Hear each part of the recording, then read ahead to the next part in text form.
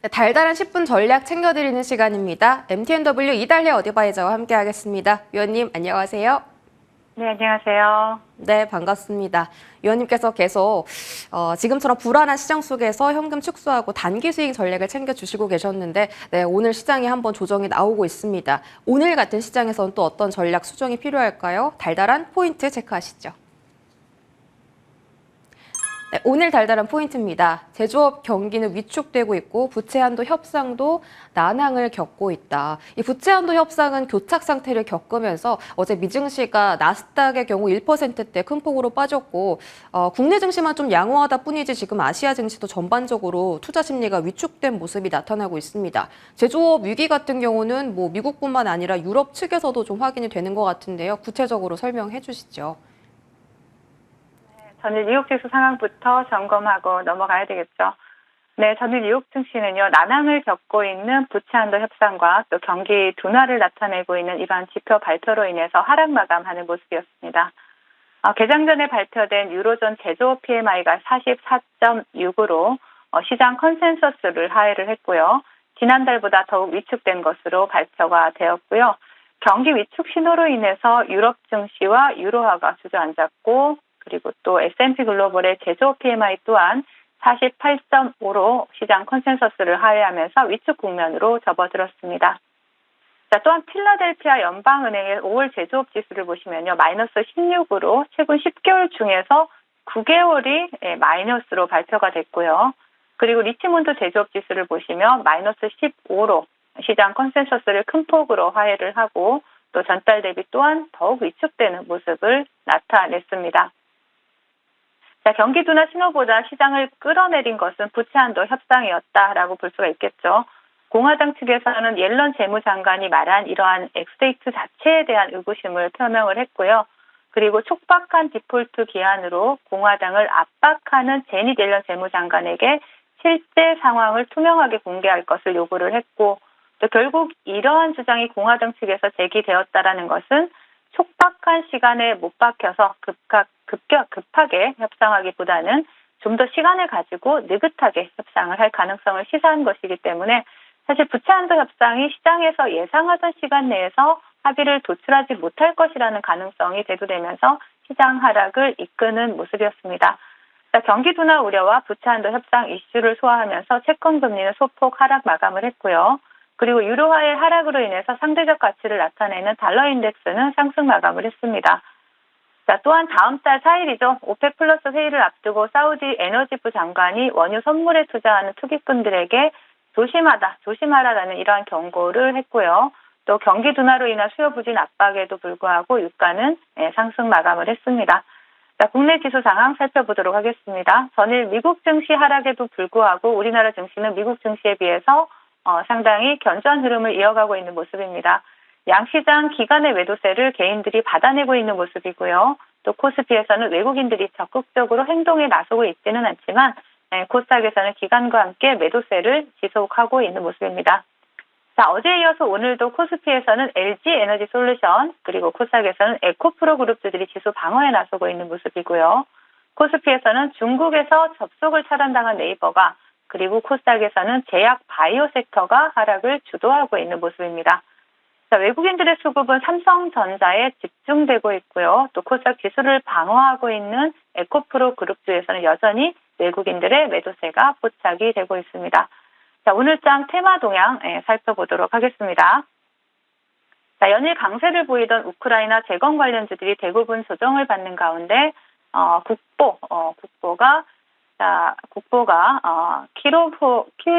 굉장히 발음도 어렵습니다.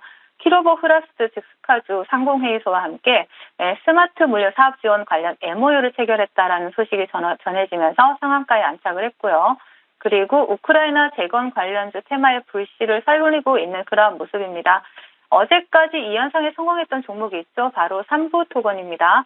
자, 삼부토건 또한 오늘도 두 자릿수 상승률을 기록을 하고 있는 모습이고요. 그리고 극심한 가뭄과 냉해로 미국에서 농민들이 수확을 포기하는 사례가 속출하고 있다라는 소식이 나왔죠.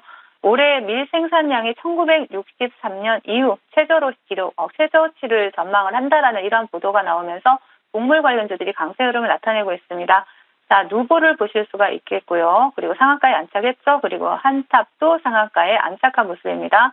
그 뒤를 따라서 미래생명자원, 사조동화원, 신송홀딩스, 그리고 대한제당, 그리고 팜스토리와 같은 관련주들이 테마를 형성하고 좋은 상승 흐름을 나타내고 있는 모습입니다. 그리고 또 코로나 재확산 이슈가 중국에서 나왔죠. 이러한 코로나 재확산이 우려된다라는 중국발 뉴스가 보도가 되면서 메가 ACS가 장중 한때 상한가를 안착하기도 했지만 윗골이 달고 밀리는 모습이고요. 같은 테마로 움직였던 메디아나가 또 상승하는 모습이 나타나기도 했습니다. 그 외에 태영건설 우라든지 동부건설, 우동부건설, 그리고 한라건설에서 사명을 변경한 HLDNI가 중소형 건설 테마를 형성하고 있는 모습이고요.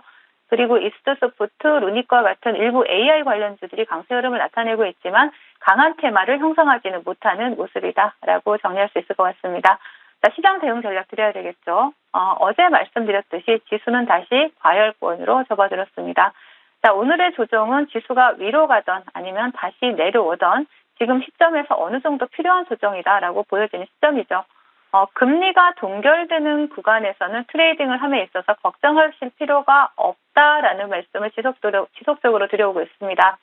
자, 매크로 지표들이 좋지 않고 또 실물 경제가 금융 경제를 타격하는 일이 벌어지더라도 아직은 그때가 아니다라는 말씀 드리겠고요. 실물 경제가 정말 어려워서 더 이상 버티기 힘들다라면 연준이 금리 인하를 통해서 우리에게 신호를 줄 것입니다. 현재 실물 경제와 금융 경제가 역대급으로 다이버전스가 벌어졌다는 사실만 기억을 하시면서 중장기 관점에서는 매수를 잠시 미뤄두시고요. 아까 우리 앵커님이 현금 축소라고 말씀을 하셨는데 현금 확보입니다. 현금 확보하시고 방망이를 짧게 잡고 단기 스윙 전략 계속해서 유지해 주시기를 당부를 드리겠습니다. 네, 제가 현금 축소라고 했나요? 현금 확보입니다. 여전히 중장기적으로는 관점을 축소하고 단기 스윙 대응이 필요하다고 하셨고요. 오늘 조정도 필요한 조정이다라고 말씀 주셨습니다. 자, 달달한 섹터도 열어보겠습니다. 네, 오늘 달달한 공략 섹터는 2차 전지 부품 쪽입니다. 위원님께서 이제 시황 정리해 주실 때 코스피는 LG 엔솔이 방어해주고 있고 코스닥은 에코프로 쪽이 방어를 해주고 있다라고 하셨어요. 2차 전지 쪽이 지금 단단하게 받쳐주고 있다라면 부품 쪽을 저희가 봐야 되는 이유, 그쪽 모멘텀 자세하게 짚어주시죠. 네. LG에너지솔루션과 현대차가 오늘 26일이죠. 미국 배터리 합작 공장 설립을 확정할 계획으로 있습니다. 두 회사는 2025년 말에 가동을 목표로 해서 미국 조지아주에 전기차 약 23만 대 분량의 배터리 셀을 생산할 수 있는 공장을 건설하게 됩니다. 합작 공장에서 생산된 배터리 셀은 현대모비스가 배터리 팩으로 제작을 해서 인근에 위치한 현대차 그룹의 첫 전용 전기차 공장을 공급할 예정으로 있고요. 또 미국 시장에서는 아이오닉 5라든지 아이오닉 6, EV6와 같은 차량이 현재 소비자 반응이 상당히 좋은 편으로 보도가 되고 있습니다. 현대차와 LG에너지솔루션 합작 공장 설립과 관련해서는 지난 8일에 이미 보도된 바가 있고요. 또 이와 관련해서 오는 26일 LG에너지솔루션과 현대차 그룹의 이사회가 예정이 되어 있기도 합니다.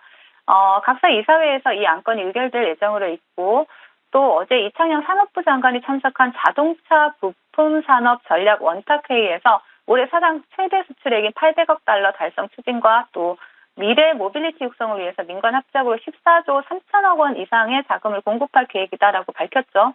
2차 전지 부품 관련주들 특히 그중에서도 현대차와 합작 공장 설립 이슈가 있는 그리고 LG에너지원 밸류체인에 속하는 종목들에 대해서 관심이 필요한 시점이다라고 말씀을 드리겠습니다. 네, 2차 전지 부품주 모멘텀 체크해 주셨습니다. 그쪽에서 가장 유망하게 보시는 종목 지금 바로 들어볼게요. 네, 바로 3기 EV입니다. 3기 EV 같은 경우에는 그 배터리 엔드플레이트 국내 시장 점유율 1위 업체입니다. 원통형 배터리를 제외한다라면 75% 이상의 시장 점유율을 차지하고 있는 이런 전체 배터리 타입에 탑재가 되고 있는 그러한 기업이죠. 자, 기존 대부분의 배터리 제조 기업이 채택한 그 팩 단위의 냉각 효율성을 모듈 단위로 낮춰서 효율을 높이는 이런 배터리 모듈 하우징 개발에 성공을 했고요. 그리고 LG 에너지 솔루션의 그 엔드플레이트 8,500억 원대 수주 잔고를 보유를 하고 있습니다.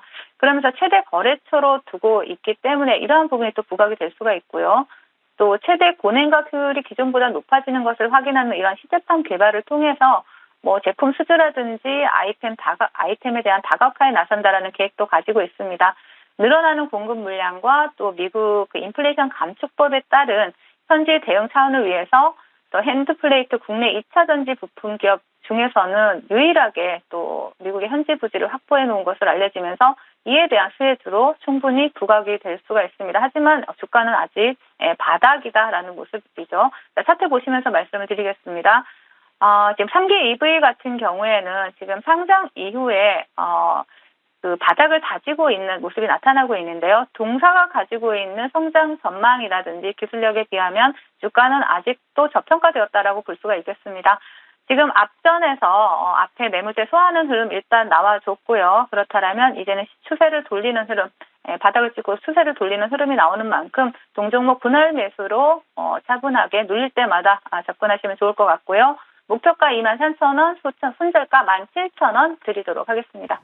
네, 오늘 2차 전지 부품 쪽 대장은 3기 EV로 꼽아주셨습니다. 목표가 23,000원, 가격 전략 체크해 드릴게요. AS도 바로 받아보겠습니다. 첫 번째로 세종공업 보겠습니다. 자, 이 종목은 이미 수익이 31% 정도 났습니다. 워낙에 좀 저가 매수를 해서 저희가 큰 수익을 챙겼는데 한 8거래일 정도 횡보를 하고 있어요. 이 자리에서는 어떤 전략이 가장 좋을까요? 네, 어제 이창혁 산업부 장관이 참석한 자동차 부품 산업 전략 회의가 진행이 됐죠. 올해 사상 최대 수출액인 800억 달러를 추진한다라고 하고 또 소프트웨어랑 전장과 같은 이런 자동차 부품 산업을 육성할 것으로 발표를 했습니다. 장이 변동성이 크고 조정과 상승, 조정과 반등을 반복하고 있는 이런 시장에서도 안 빠지고 지킬 자리를 지켜준다라는 부분에 좀 주목해 볼 필요가 있을 것 같고요. 물류 로봇 관련주이기도 하고 리튬 메탈이온 배터리 관련주이기도 합니다. 두루두루 상승 모멘텀을 가지고 있는 종목인 만큼 계속해서 추적해보시라는 말씀드리겠고 지지라인은 8,000원 보시면서 매수 매수 관점 유효하다 말씀드리겠습니다. 지지라인 7,000원 체크하도록 하겠습니다. 다음으로 현대무벡스 보겠습니다. 이 종목도 큰 수익 챙겨줬죠. 49%의 수익을 안겨줬습니다. 전고점을 계속 돌파하지 못하고 오늘 계속 조금 하락세가 나오는데 그래도 5일선은 잘 지지를 받고 있습니다. 이 자리는 어떤 대응 필요할까요? 네, 방금 말씀드린 세종공업은 지지라인 7,000원이 아니고 8,000원으로 확인하시고 대응하시면 될 것 같습니다. 너무 길게 보고 가기에는 지금 시장이 좀 불안한 요소가 있죠. 그렇기 때문에 이렇게 보시면 될 것 같고요. 현대무벡스 말씀을 드리도록 하겠습니다. 자, 어제 폴란드에서 열린 우크라이나 재건 국제 컨퍼런스에서 원희룡 장관이 스마트 시티와 관련해서 한국 기업들이 우크라이나 재건에 참여할 수 있도록 또 한국 정부가 다리를 놓겠다라고 강조를 했죠. 현대무벡스는 원래 네옴시티 관련주였지만 근본적으로 본다라면 로봇 관련주입니다. 어제 그 본방송을 통해서 추천드린 핀텔과 함께 스마트 시티 관련주로 꼽히는 종목인 대장주인 만큼 동종목 오늘 같은 경우에 차트를 보시면요. 거래량 없는 조정이 나오고 있다는 겁니다. 이런 조정이 나올 때는 우리는 아름다운 조정이다라고 표현을 하죠. 제가 본방송을 통해서 아름다운 조정이다라는 표현을 종종 드렸는데요. 자, 동종목 같은 경우는 굳이 우크라이나 재건이 아니더라도 사우디 관련 이슈도 있고 스마트 팩토리 관련 이슈도 있고요. 다양한 이슈로 움직일 수 있는 종목이기 때문에 동종목 같은 경우에도 크게 상승 추세를 이탈하지 않는다면 20일 이동 평균선을 이탈하지 않는다면 그대로 재매수 관점 유효하다 말씀을 드리겠습니다. 네, 현대무벡스도 AS 받아봤습니다. 마지막으로 현대공업도 AS 들어볼게요. 21선 지지하는지 체크를 하라고 하셨는데 21선을 잘 버텨주면서 지지를 받아주면서 계속 우상향하는 흐름이 나오고 있습니다. 이 종목도 계속 들고 가볼까요? 지금 종목이 뭐라고 하셨죠? 현대공업 말씀드렸습니다. 네, 현대공업이라고 하셨죠? 네, 현대공업 말씀드리도록 하겠습니다. 자, 현대공업 같은 경우에 자동차 부품주죠.